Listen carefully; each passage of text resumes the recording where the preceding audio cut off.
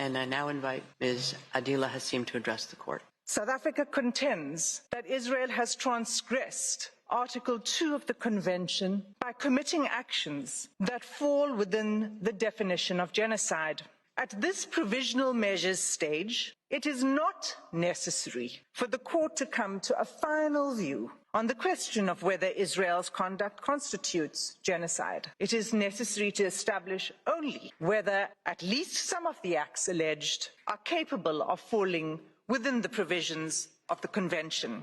The first genocidal act is the mass killing of Palestinians in Gaza. Nowhere is safe in Gaza.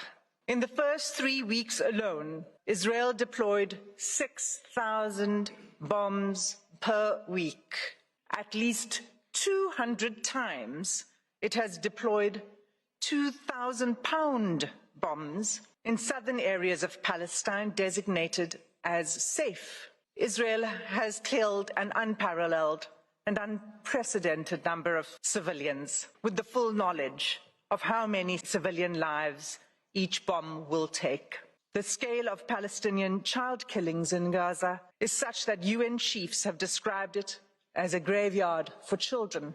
The second genocidal act is Israel's infliction of serious bodily or mental harm to Palestinians in Gaza. Israel's attacks have left close to 60,000 Palestinians wounded and maimed.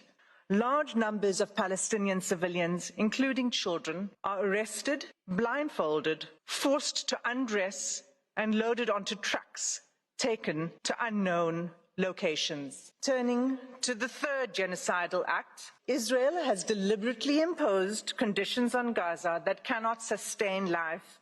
First, by displacement. There is nowhere safe for them to flee to. Those who cannot leave or refuse to be displaced have either been killed or at extreme risk of being killed in their homes. Entire hospitals were required to evacuate even newborn babies in intensive care. The order itself was genocidal. Houses and infrastructure, I quote, have been razed to the ground, frustrating any realistic prospects for displaced Gazans to return home. The destruction is celebrated by the Israeli army, erecting the Israeli flag over the wreckage, seeking to re-establish Israeli settlements on the rubble of Palestinian homes. Israel's conduct has been deliberately calculated to cause widespread hunger, dehydration, and starvation. An unprecedented 93% of the population in Gaza is facing crisis levels of hunger. More Palestinians in Gaza may die from starvation and disease than airstrikes.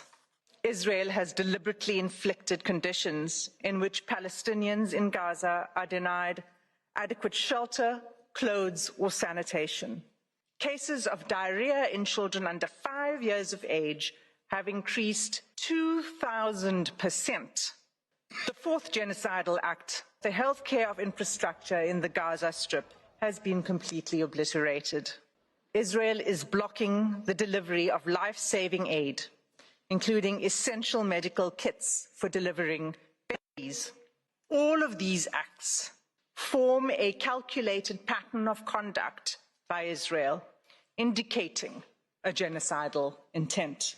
The facts before the court today are sadly even more stark, and like the Gambia-Myanmar case, deserve and demand this court's intervention.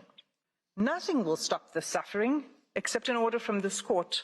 Without an indication of provisional measures, the atrocities will continue, with the Israeli Defense Force indicating that it intends pursuing this course of action for at least a year.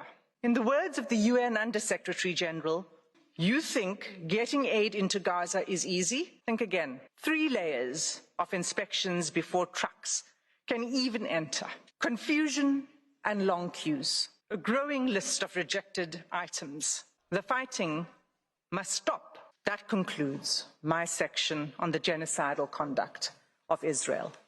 I thank you for your patient attention.